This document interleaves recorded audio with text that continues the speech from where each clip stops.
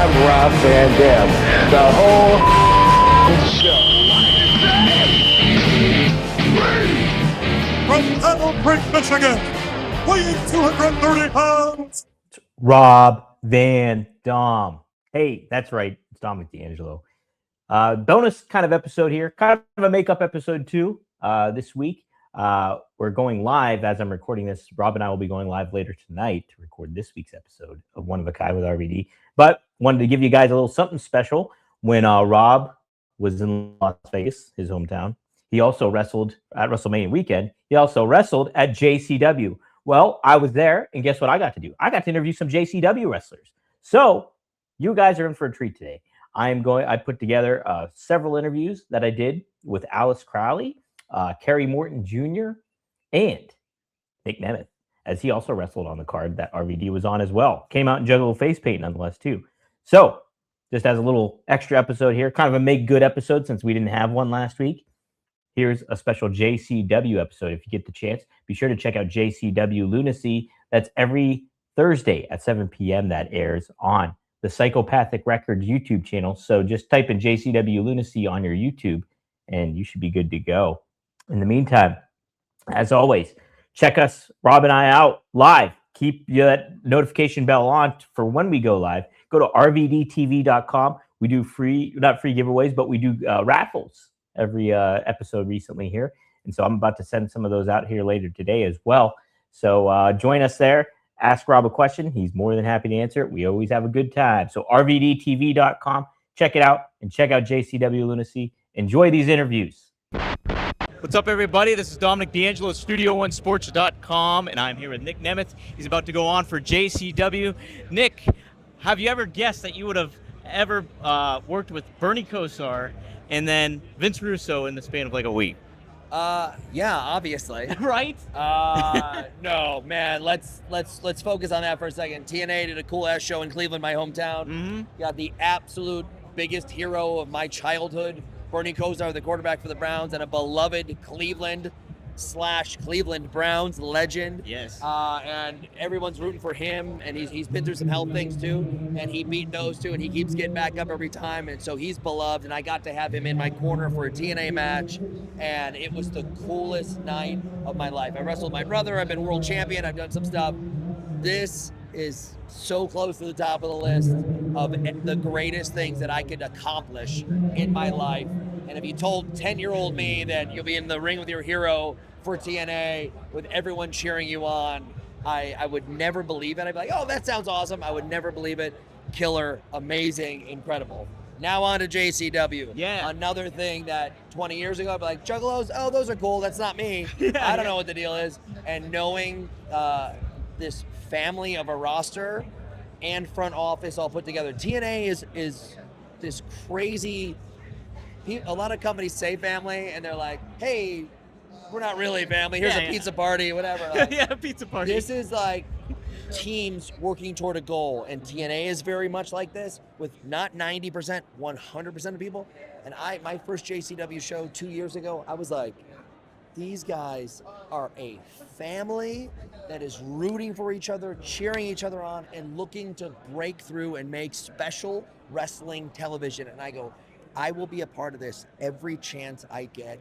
And Jay is a frigging, like, there's some people that are out there that are too nice for the business. Right.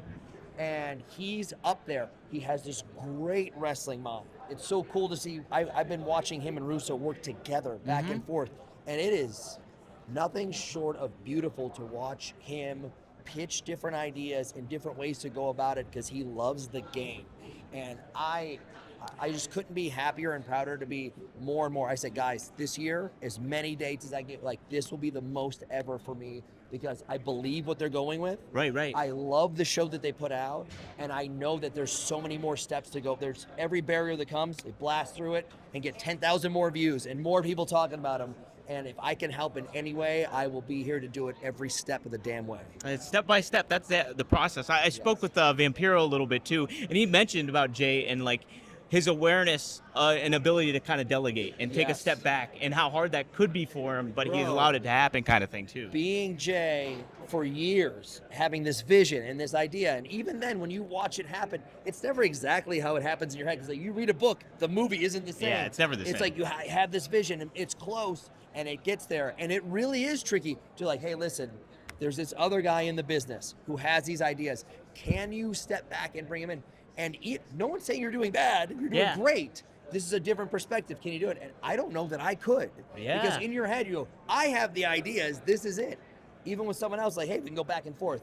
But him actively stepping a half step back to have some different ideas come in, it can only be a positive with two people who accept everyone's ideas. If you have a crazy dumb thing, you're like, hey, I have this crazy dumb thing. And they're like, let me think about it. It's not like, don't be an idiot. Yeah. Like, there might be something to it down the line. But those two working together, they're really putting some good stakes and stories into the JCW collective idea. And the sky is the limit. And I'm so happy for them. I want to be a part of it, but I don't want to force it and be a poser. Right. Just slowly, step by step, getting some ground. And every chance I can to be on a JCW show, I will be. What do you want to see? How do you want to see it grow and kind of cultivate? What do you like mostly about the JCW vibe that kind of goes on? So I said this before, like there's just this family vibe that we're all a team backstage. Right. But there's so many different characters. There's fun, crazy. You couldn't add Mad Libs and make these characters, and then they exist. And it's like the Outbreak, and they're like so. I watch them. Like, oh, okay, they went out to the ring like zombies. That's cool.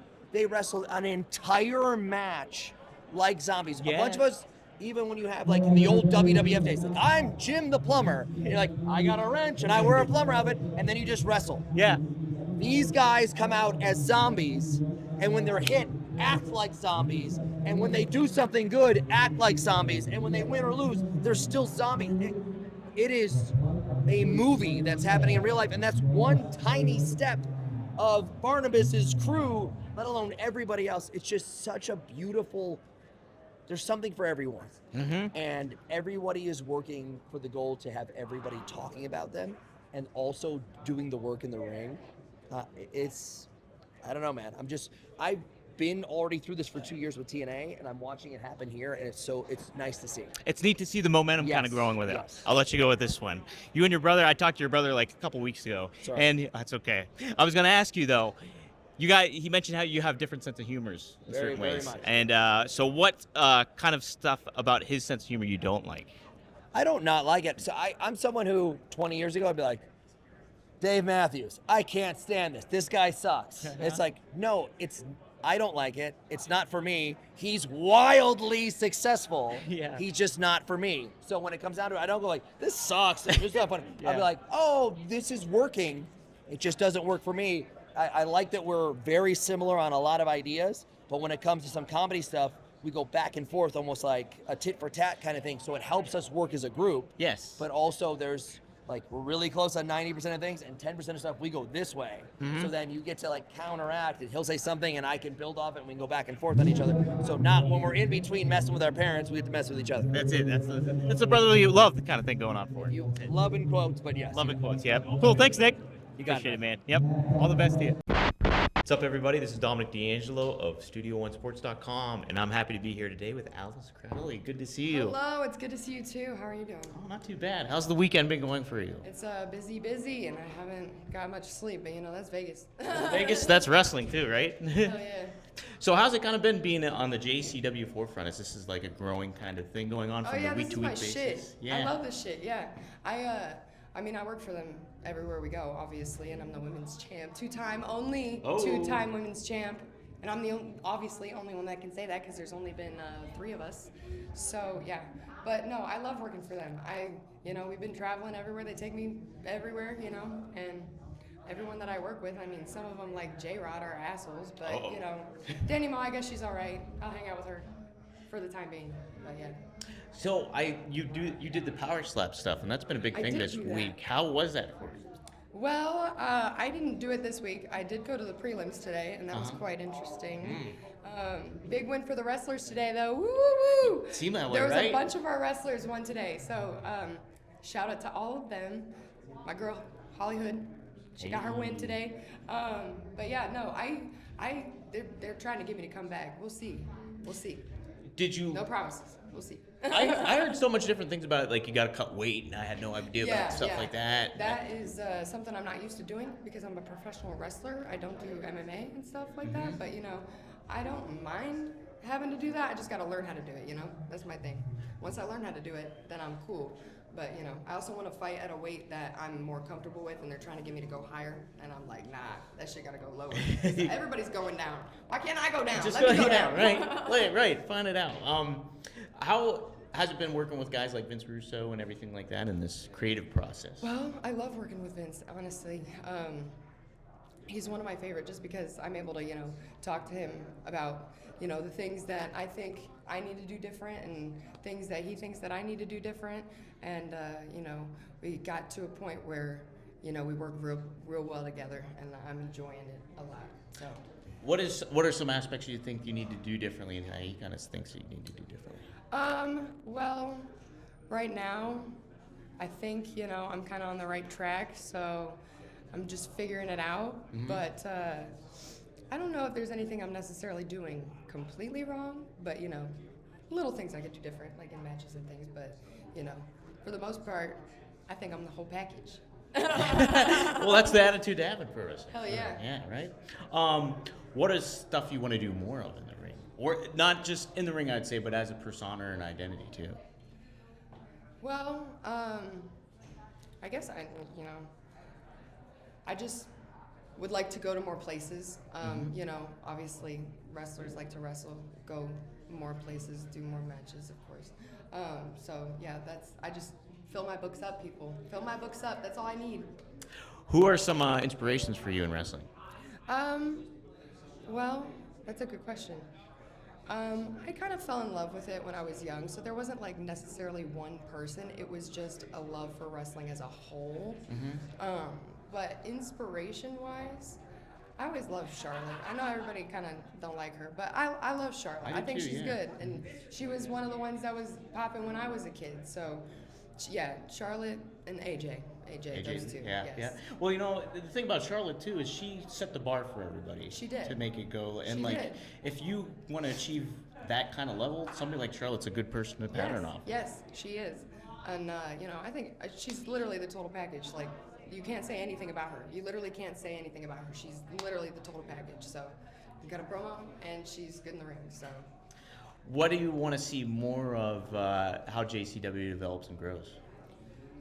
Well, I'd like to see more characters. I love the stories. I love watching the show. I actually am a fan of the show myself. Not just because I'm on it, even though, I am on it. But, yeah, I'm a fan of the show completely. Yeah, I watch that shit every week. When it comes on, I'm there at 7 p.m. on the dot every single Thursday. And y'all should be too. Just remember, Thursday, 7 p.m. every single Thursday. Don't forget. But yeah, I love it there. How about music influences on you and kind of bringing that into the wrestling world? Do you have any big musical influences that kind of patterned your identity a little bit? Well, not necessarily. I've always my style is punk thrash type. Sure, yeah. But not necessarily any specific band that persuaded me. It's just it's just what I vibe with.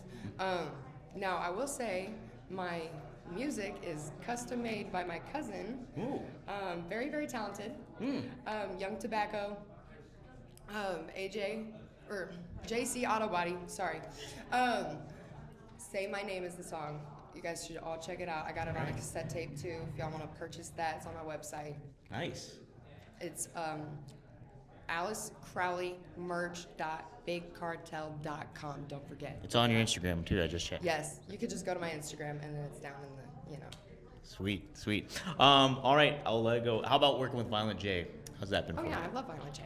That's my dude. How much does he love wrestling? I hear he really loves wrestling. Oh yeah, he would put all of his everything into wrestling if he could. But man's got to live too, so I get it. That's it. But he gives what he can, and I appreciate him for everything that he does, because without him, we would not have this. Just so y'all know, give Violent J a clap. He's passionate. Big Thank God time he's passionate. back. We needed him. Oh Absolutely. my God. Oh my gosh. Yeah. Why did they get rid of him? I don't know. I don't They're get that. dumb. I don't get that. Make me the showrunner again. I would have kept him in here. There you go, Vince, right? Are you dumb? All right. One last thing. Who would you want to still compete against here? Anybody, if you could pick some people. Oh, you're good. Hey, we got. That's okay. Anywho. Your question? Yes. Who do you still want to compete against? Who's some of your dream opponents? In JCW? In JCW, or it can be anything. Yeah. Oh, Mercedes Martinez. Oh, not. I always ooh. say her. Yes. That's a I always great say her. one. I love That's a her. great She's great. And I feel like our characters would kind of vibe with each other, and I feel like, we actually kind of got the same sort of like pants going on top, Yeah, yeah. I like the pants, Yeah. I vibe with her, so I think we would have a good match, yeah. Yeah, she's got a style about She it too, does. for sure. She Well, does. thanks, Alice. Appreciate Yes. it. Yes. Very much Appreciate so. Thank you. Yes. All Have a good right, night. cool. Thank you. What's up, guys? This is Dominic DeAngelo of Studio One Sports. I'm happy to be here today with Kerry Morton. Kerry Morton we're at Stranglemania today, and tonight Kerry Morton is taking on Mickey Knuckles. How's it feel to be in the JCW element? How's it been for you so far? I was here since day one of JCW Legacy. I helped start the company. For a little backstory for those that are listening, a little breaking the fourth wall, and I helped write the storylines and write everything together. So it's really cool to see the fruition of what JCW is today. Here in Stranglemania, getting thousands upon thousands of views each week, and really seeing what the boys and gals in the locker room put in the effort. So, not being the asshole on camera, an on-screen character, I'm very proud to be here today to wrestle for Stranglemania. And JCW and everything that ICP and Psychopathic has put into to get to here. This is the cool little house on the yellow brick road. Just a little stop, and then you're gonna get back on the road again. That's it. I've heard a couple people say too, this is almost kind of a very much like a big, like almost a WrestleMania vibe for you guys as a promotion, and kind of getting here and having this kind of element being into the play. And it is like you guys are diving right into the action, because JCW has been known for the YouTube stuff, but you guys been moving around and touring and everything. How has that been, kind of like just being on the forefront of all that starting it off? It's been there's nothing I should say, and there's nothing I can't say. That every house, every show that we run is fucking packed. And excuse me when I say that. It's sold out. It's a sold out show. Every show that we've done has been, it's hard to grab a ticket. We've even offered free shows, and those shows are like, you can't get in. And a free show, mind you. So with that being said, it's been great to see what's happened together and everything that's kind of come all together to be what it is right now. And touring is great, because you get to see great professional wrestling. You get to see someone such as good as me that's right, yep. on the show itself, and not putting over any other talent and making them all bow down and kiss my ass. And then, at the end of the day, some of those fans, I guess they paid a ticket to see ICP. So I'll give them the shadow of the doubt. Although Kerry Morton is on the card, I guess at the end of the day, they're watching ICP. Enjoy it. Something that's great that I've always liked about you is like you just got a very positive mindset and everything like that, and you kind of just embrace things. And I remember when I first interviewed you, you were talking about kind of having the balance of life. You were like making sure you're finishing up school, I think, at the time, and everything like that, and kind of getting your ducks all lined up. But it seems like you've really embraced the wrestling aspect even more so now. Has that kind of been a change in mentality and priorities for you over the course of time, or what's your viewpoint on like your outside of the ring career compared to your in-ring career? That's a great question you asked that, and that's something I think I juggle every day. Yeah. Is what is balance anymore? And I say that not as a conspiracy or a theorist or anything of that nature. I say it because my whole life, for 25 years in existence, has revolved around professional wrestling. Yeah. And it's hard to, in performance, in theater or theatrics or whatever it was, I loved being in the spotlight. And I'm not trying to say I'm a spotlight or an attraction, which is, that's a really bad word. We'll cut that out. But I love, I love the idea of entertaining. Mm-hmm. I feel like I was put on this earth to entertain, whether that be something of that nature. And mind you, I play a few other, I had my hands in a few other fields of marketing and whatnot. Yeah. But professional wrestling is, it's so extravagant because everything is different. What is old may be new again, and that's something I preach again. And I say it myself is, I'm probably getting off topic here when I say this, but wrestling in general is always a revolving circle, and we don't forget about our past, and we try to keep our future bright, but you've got to stay in the current situation. And my dad always preaches to me, and he preaches to everyone else, that you're only going to get what you put in. And I'm not a big believer in putting all your eggs in a basket. Right. But I am a big believer in giving your efforts and really trying to put yourself into that spotlight or the eyes, because one day you're on top of the mountain and the next day you're swimming to keep your head above water in this business.